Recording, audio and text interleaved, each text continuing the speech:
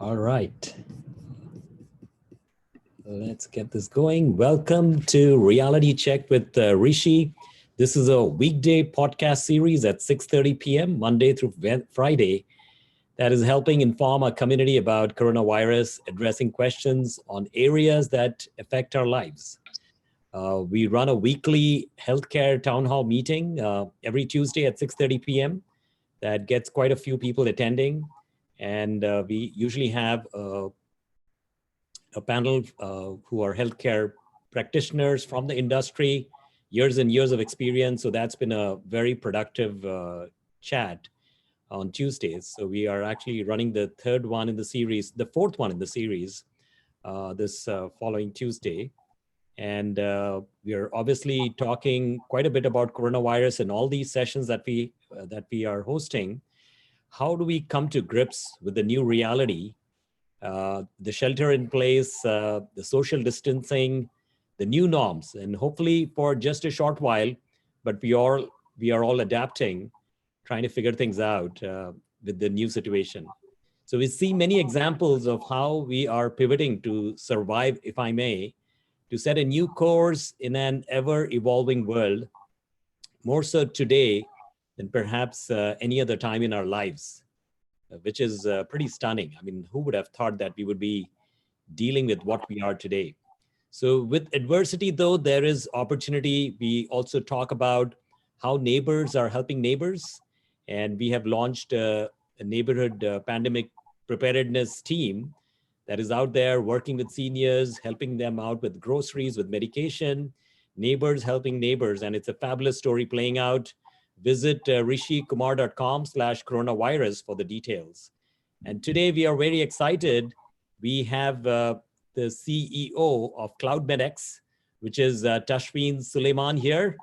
And Tashween, welcome. Welcome to our program. How are you today? Good. Thank you for having me, Rishi. So I know you are super busy, so I really appreciate you taking the time to join us. Uh, I noticed on your LinkedIn that you have a BSc in computer science from Lahore University, and now in Silicon Valley as the CEO of CloudMedX with a stint in Microsoft for about 5 to 6 years. So tell us, Tashween, about your journey. What excites you as a Silicon Valley high-tech entrepreneur? What do you enjoy? What, you're living the dream. Tell us. It is a dream. I mean, coming from Pakistan, getting a job at Microsoft, and then rising to the challenge of healthcare in the US. We started the company when my father had a misdiagnosis. He was having a brain bleed, a head bleed called subdural hematoma that was undiagnosed. So that was a call to action for me to try to build algorithms to help hospitals, doctors, and patients navigate that care better. And in the last 2 weeks with COVID, we had a lot of tools at our disposal that we could throw at it. So we're just doing our small part in bringing the COVID algorithms, the COVID risk stratification, and helping the community in any way we can. So I mean, this was really keeping us up at night because this is an opportunity that we can play a small part in potentially saving a lot of people. Absolutely, absolutely.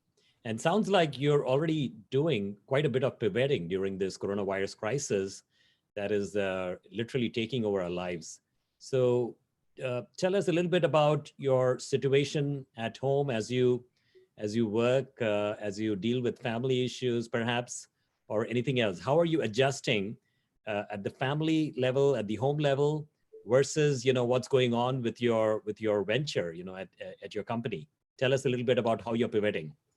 So, we're a cloud-based company. So, moving people away from the office and having them work from home is no difference to us because the folks can work from home. It's zero disruption to work. The family life is interesting because you got to create separate offices in the house for not only yourself but your spouse and your kids as well, so they can do distant. They're enrolled in distant learning through their schools. So everybody's doing more screen time in terms of getting their bit of education and communication. So like we're doing Zoom, a lot of people are moving to Zoom and Khan Academy and stuff like that. My daughter was just commenting that we were never home for the last 5 years, but this virus is allowing us an opportunity to be in one place. So it's And it's trying times, but we're adapting to it. But we've gotten a very nice routine. We wake up early, we dress up, we go to our calls.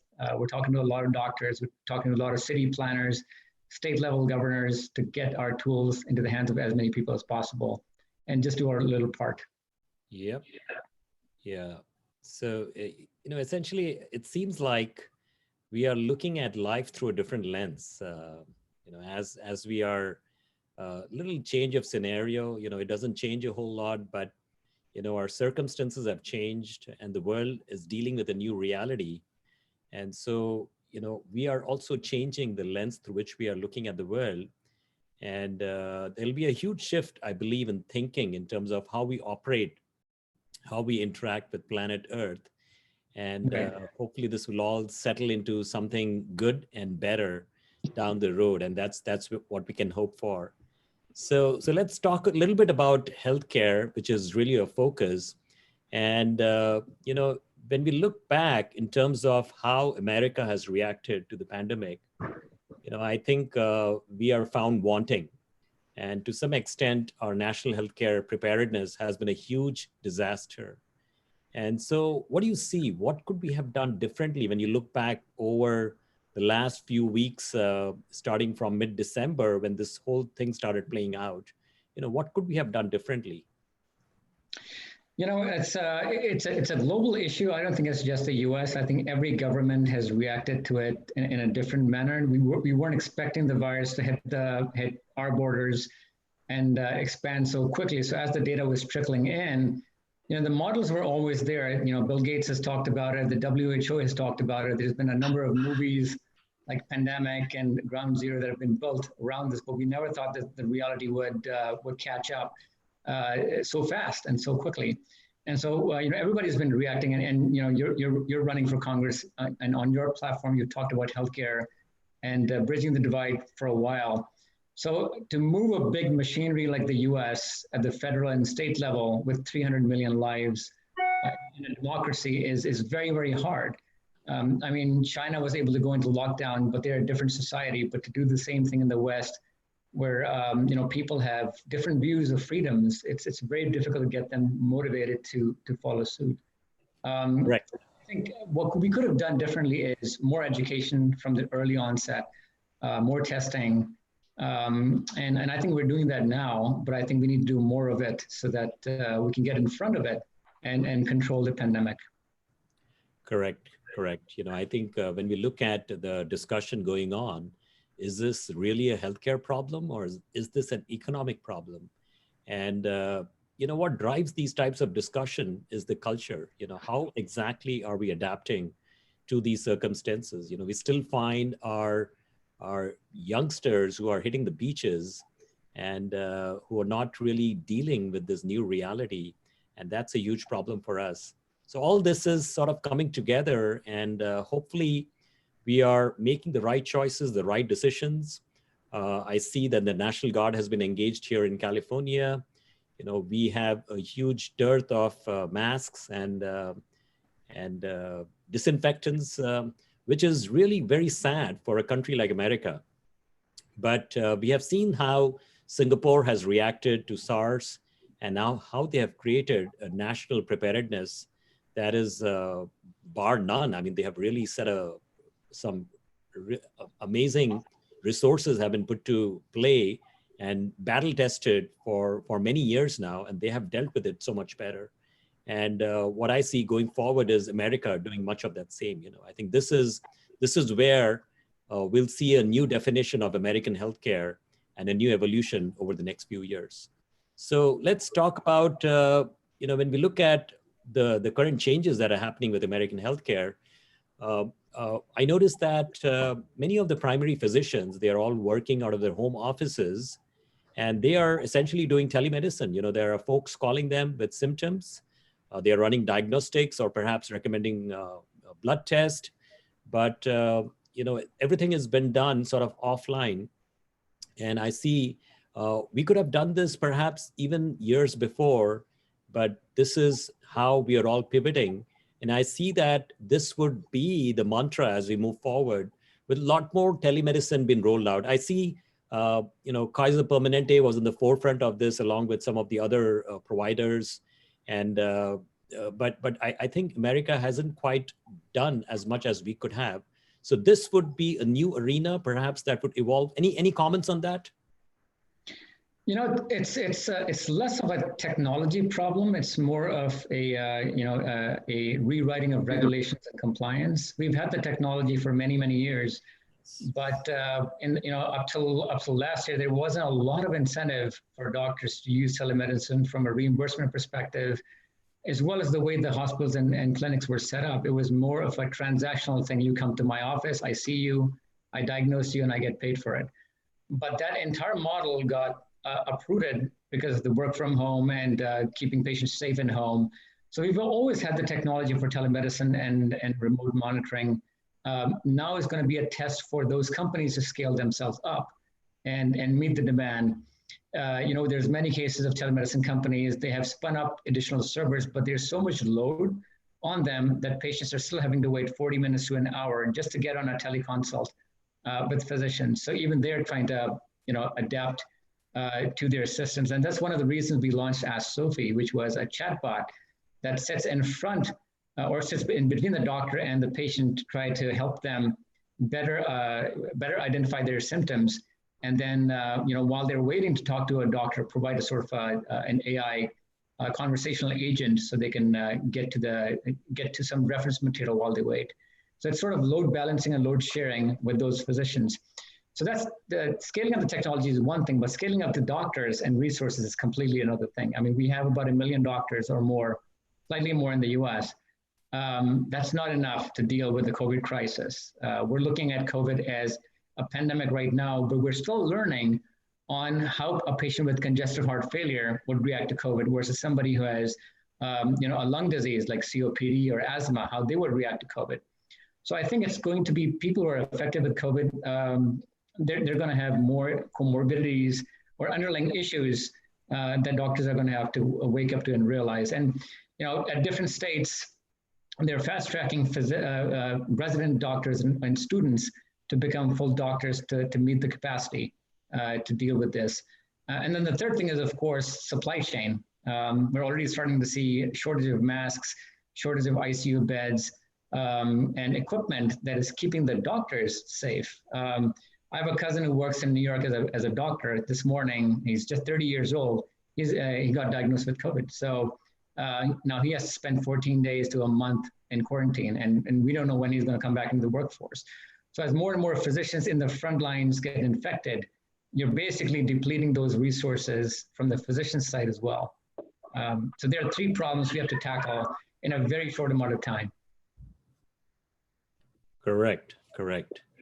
And, we talk about with all these types of tools, we'll dig into Sophie in just a minute, but I just wanted to touch upon the optimization that is currently going on in healthcare. American healthcare is very expensive. And with the current model that we have, obviously we have Medicare that caters to folks who are over 65, but the rest of the country is essentially, we are on our own. And the cost of healthcare has gone up drastically over the last decade or so. We compare the price of insulin here in the United States, without insurance, you would end up paying like $700 for the same carton, same make, same manufacturer, in comparison to like $70 in Mexico. So I think American healthcare is super expensive, and tools like this is the optimization that is needed, very much needed, to see how we can cut down the cost of healthcare. And so I commend you for rolling out Sophie. Let's talk a little bit about that. I noticed that it was on the Medicare.gov site. So today, how many users do you have? And is Sophie capable of doing a coronavirus diagnostics? It is. So it's been on the Medicare.gov website as a tool that anybody who's a Medicare beneficiary can go and use.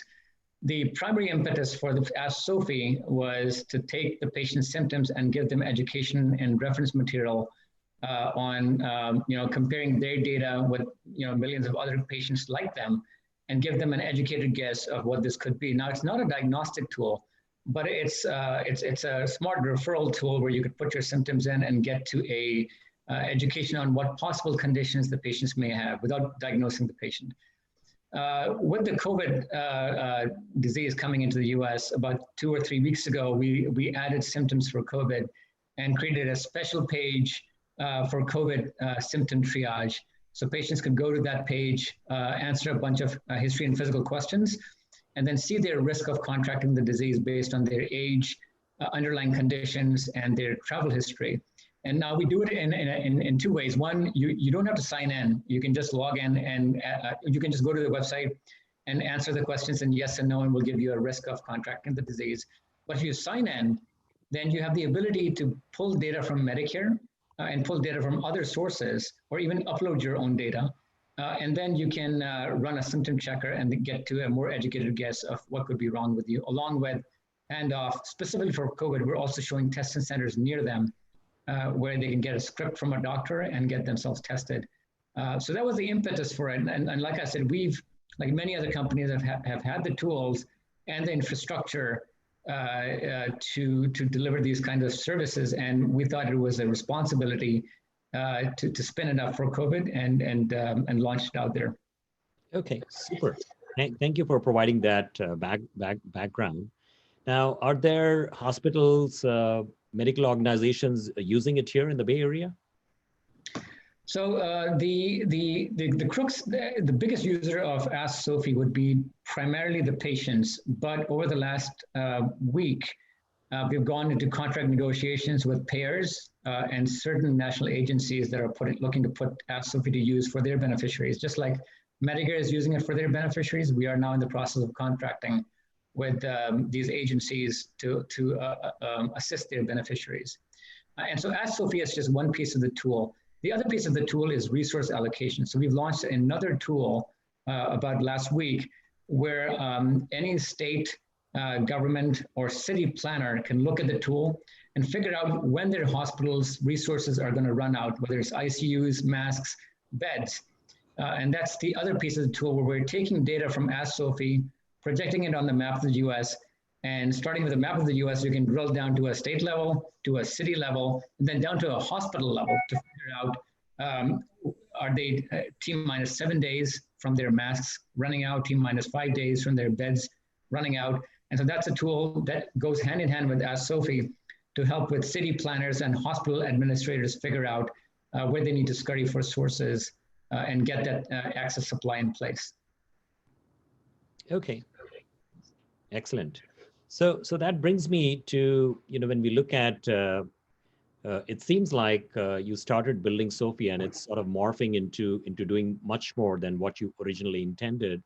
Now, when we look at healthcare, we have been talking about electronic medical records for a long, long time.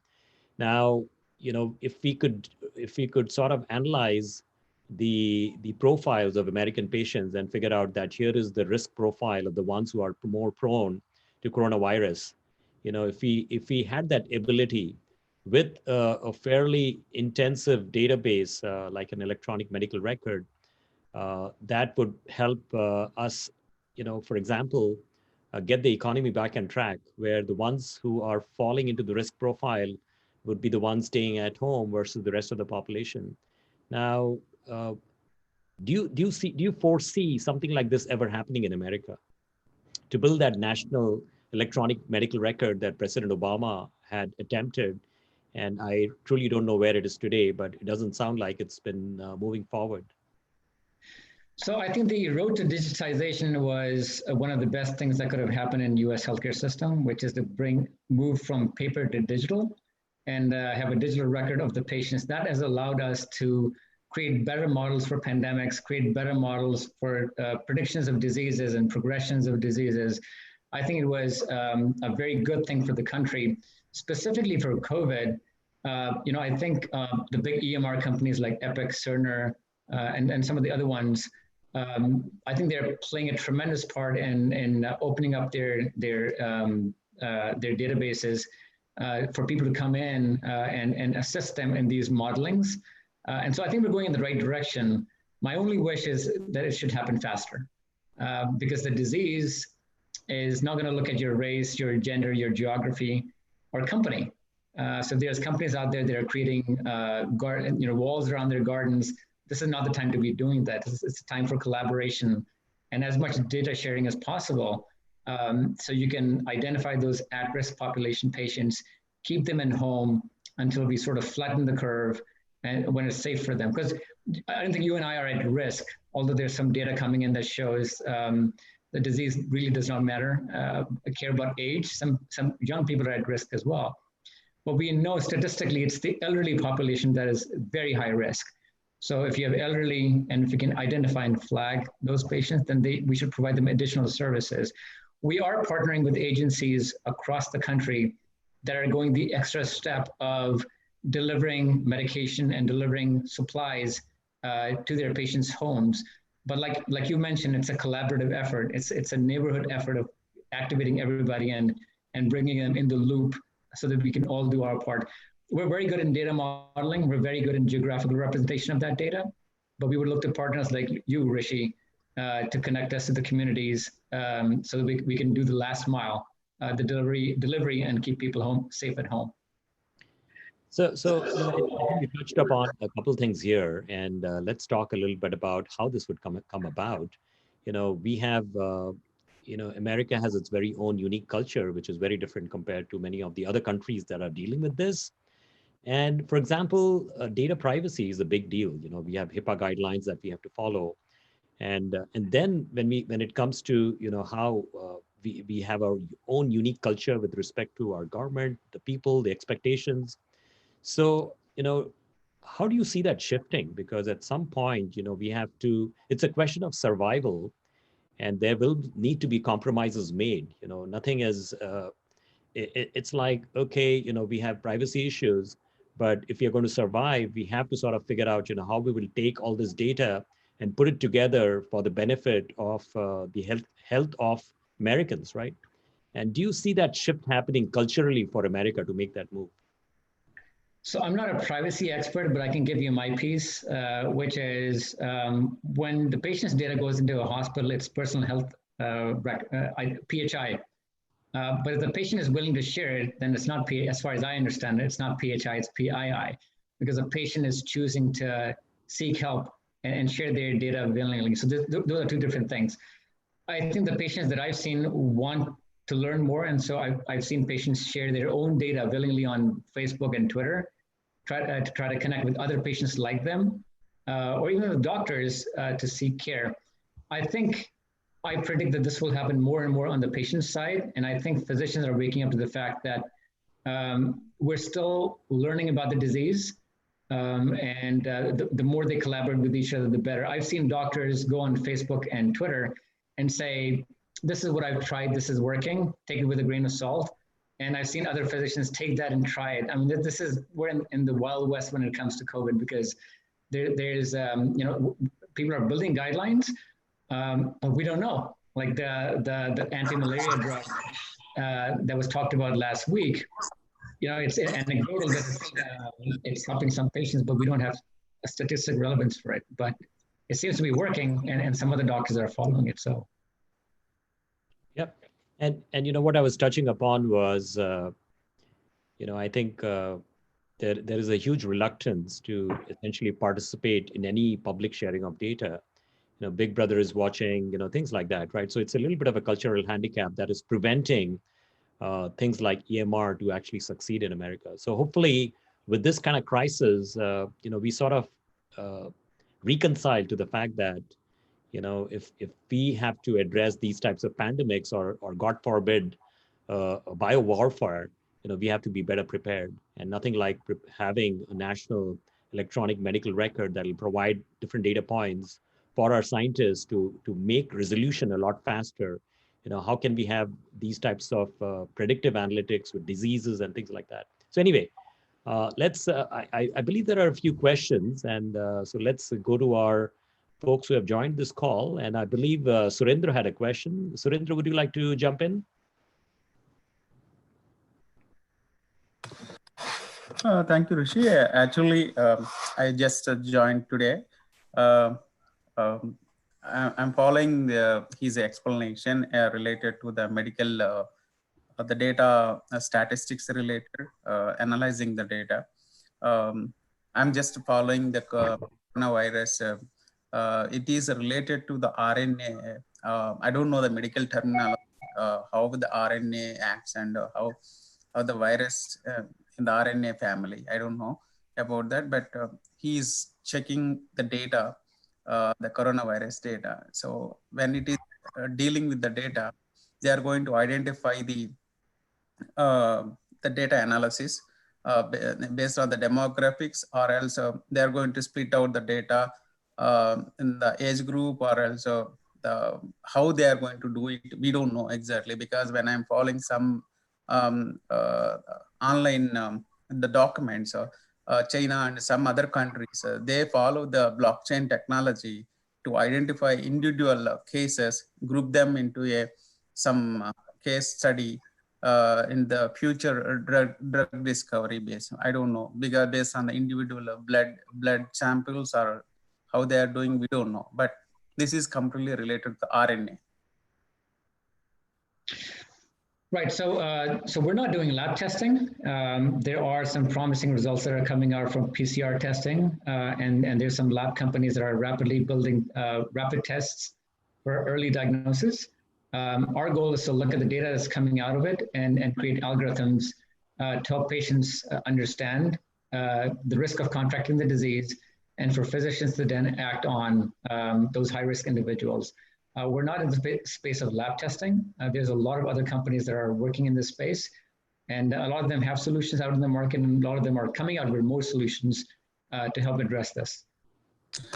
Oh, you are collecting the data sets from the labs, or else how you are collecting the data sets? Yeah, so we're collecting data directly from patients that are self-reporting, and then through certain partnerships, we're going to be starting to collect data from the hospitals themselves, but we haven't touched that yet. Oh, okay. Thank you. So there is a Sunnyvale company now that's gotten the FDA approval for the coronavirus rapid test, 45-minute detection time. So Silicon Valley is playing in this part, and we are doing what we can to. And this is Cepheid, I believe. That's the company that is conducting that. Are you guys teamed up with them, perhaps, Tashmi? We're connected to a few lab testing companies. We're trying to become part of their ecosystem, but it's in flight. Everything is in flight right now as we're all reacting to the disease. Yes, yes. Are there any other questions from our... Yes, Abbas.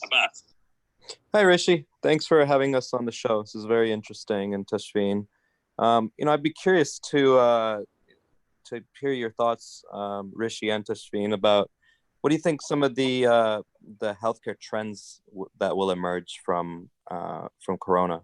Obviously, it's changing the way you mentioned, even the way we're talking right now with Zoom. But what are some of the long-term trends you see being impacted from this, from what we're going through? Rishi, you want to talk from the Congress perspective, and I can talk from a technology perspective? Sure. And what I've done as a political leader and this run for Congress, always been a high-tech geek. So I'm constantly applying the high-tech framework into everything political and community. And essentially, there are three components that I would like to talk about, which is what I was actually asking during the questions. One is, I think we need to establish a national preparedness, which is completely lacking today. I think America can do a lot better. I mean, it's very unfair to our healthcare professionals. I call them the frontline soldiers who are out there trying to protect Americans, trying to safeguard their health. And they are being left exposed because we don't have masks, we don't have gowns, we don't have disinfectants. It's a tragedy that is playing out. And I think we can do a lot better. So that is the first priority.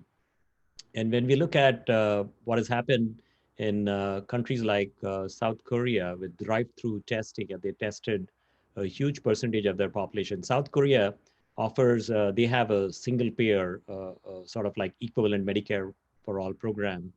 And they have established a really excellent, like a Stanford healthcare system is what they have offered to their citizens. And this is something that we should look at very hard to see how we can accomplish that. And also when you look at Singapore, they have rolled out a pretty amazing preparedness framework where before you walk into a club or a mall, you are temperature checked.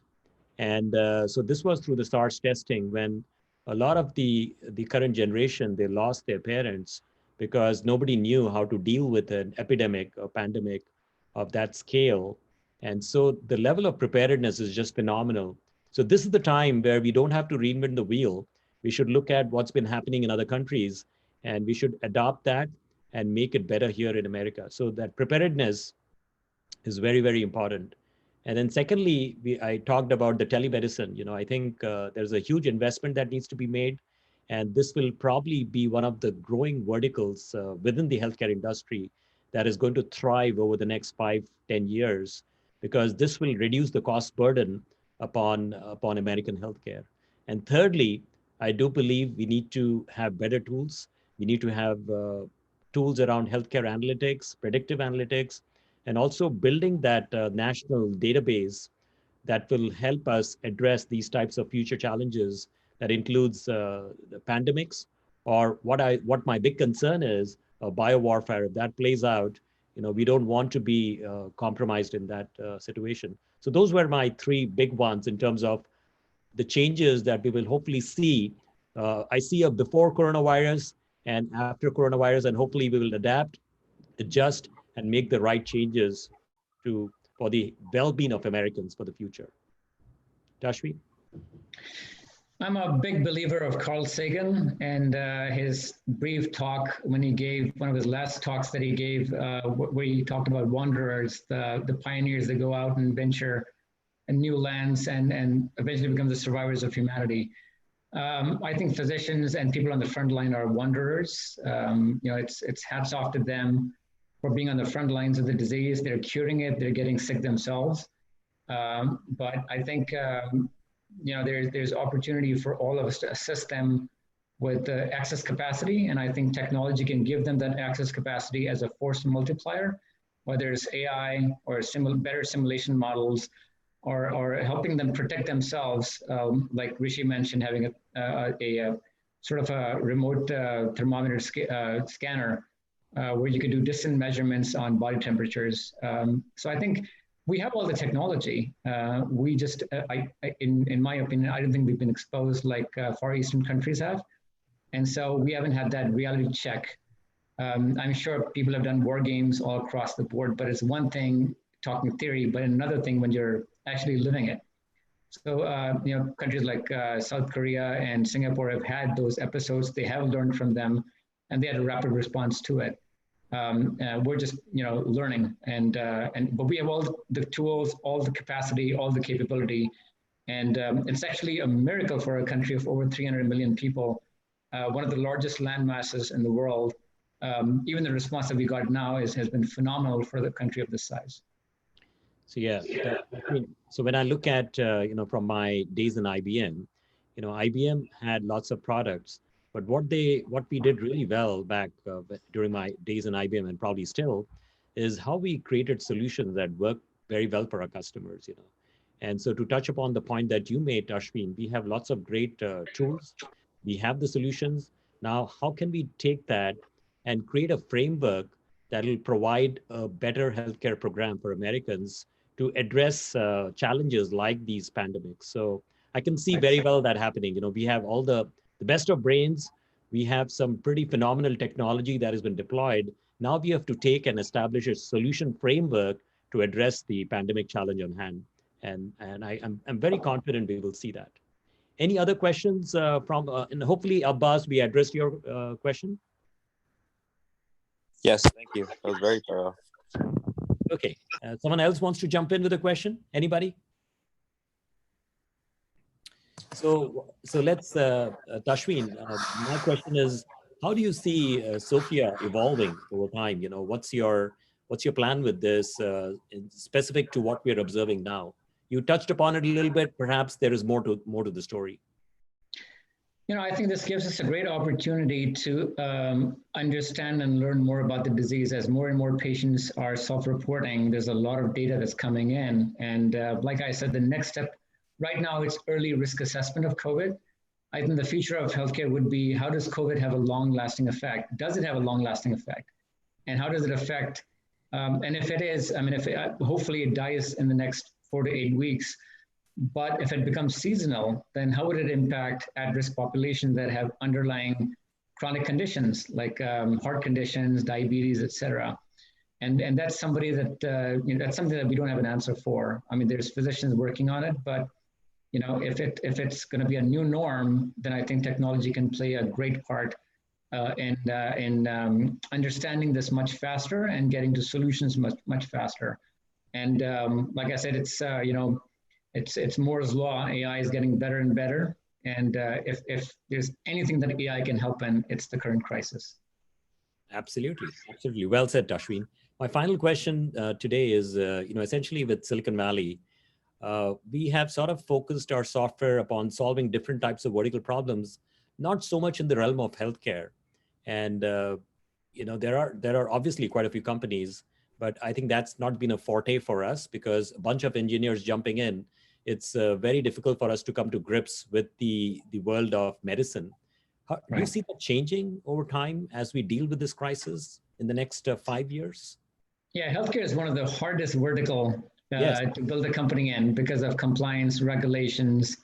So that's one part. The other part is, a lot of engineers want to build things to scale and change the world, but sometimes in healthcare, it's a very high touch services model where physicians are very skeptical, and rightly so, because if you make a mistake, it could cost people their lives. So it's been traditionally very hard to get technology wide scale adoption in healthcare.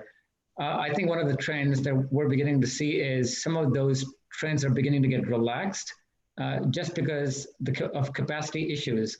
There's a lot of underlying low-hanging fruits that AI can do right now in healthcare. So I'm not talking about diagnosis. I think diagnosis should be federated, should be FDA approved, CDC. There's got to be a lot of compliance for diagnosis, medication.